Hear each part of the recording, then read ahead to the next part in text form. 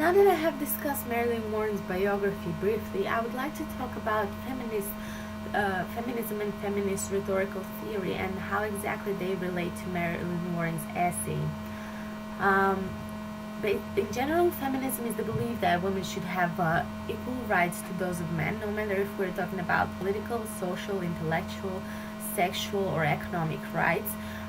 Feminism involved various movements and philosophies, but basically all of them were concerned with discrimination based on gender differences, and all of them advocated equality for women to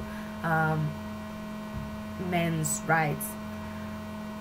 Feminism actually covers a wide range of areas, and activists have actively campaigned for women's legal rights, for protection from domestic violence, for workplace rights, for women's right to bodily integrity and autonomy, for reproductive rights, for abortion rights.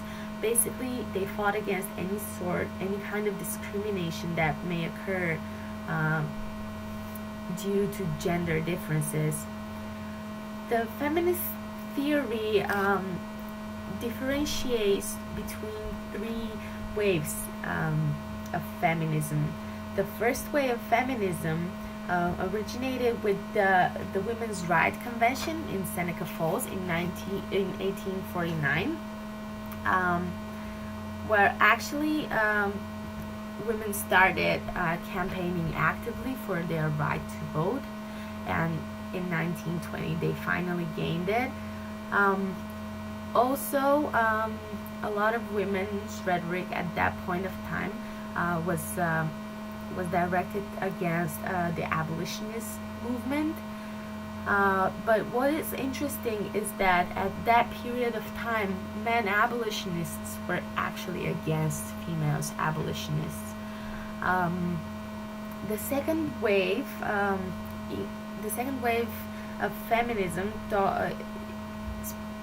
emerged around the 1960s, when women were not satisfied with working at home, and also that second wave of feminism fought against violence at home and at the workplace, and also feminists from that period of time wanted to abolish pornography because they believed it promoted violence against women.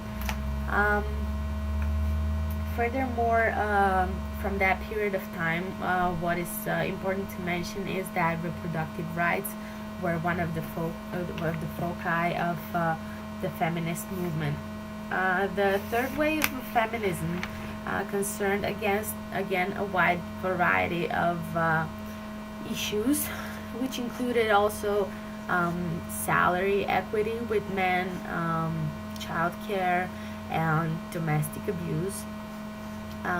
However, the third wave is perceived as more complex than the previous two, in terms of that women who actually call themselves feminists and who fight for gender equality actually practice